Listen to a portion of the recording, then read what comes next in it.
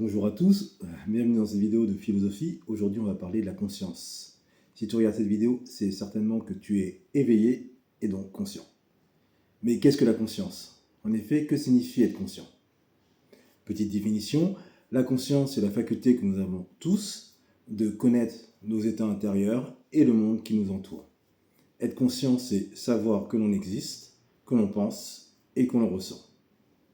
On va voir 4 philosophes qui ont abordé ce thème de la conscience. On commence par Descartes au XVIIe siècle. Descartes, c'est le grand philosophe de la conscience. Pour lui, la conscience est la preuve que j'existe. En effet, je peux douter de tout, mais dès lors que je pense, c'est que j'existe. C'est le fameux cogito, je pense, je suis. Exemple, tu es seul sur une île déserte, rien autour de toi, mais si tu penses, tu sais que tu existes. Nietzsche, à présent, qui est un philosophe de la fin du XIXe siècle et qui va complètement démonter l'idée de toute puissance de la conscience de Descartes.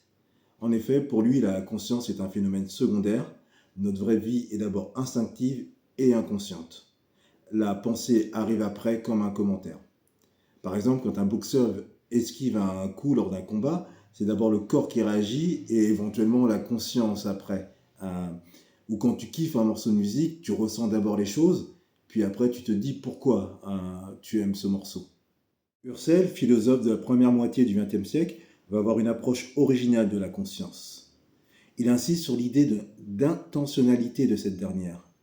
En effet, être conscient, c'est avoir une visée, une intention.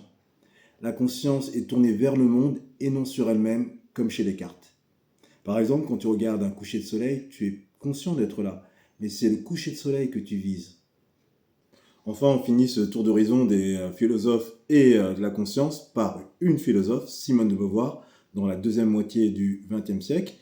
Alors Beauvoir nous explique que pour se comprendre vraiment, il faut en passer par les autres, par le regard d'autrui. La conscience se construit en interdépendance et avec les autres. Sans le regard d'autrui, positif ou négatif, ne serait-on pas complètement invisible? Si on reprend l'exemple de Seul sur une île déserte, dans Seul au monde, le personnage est d'abord, il a besoin d'un ballon pour se savoir exister. Mais si on prend Robinson Crusoe, c'est une fois que Vendredi arrive lui aussi sur l'île qu'il se rend compte que Robinson sort de sa solitude. Donc la conscience est interdépendance avec Beauvoir.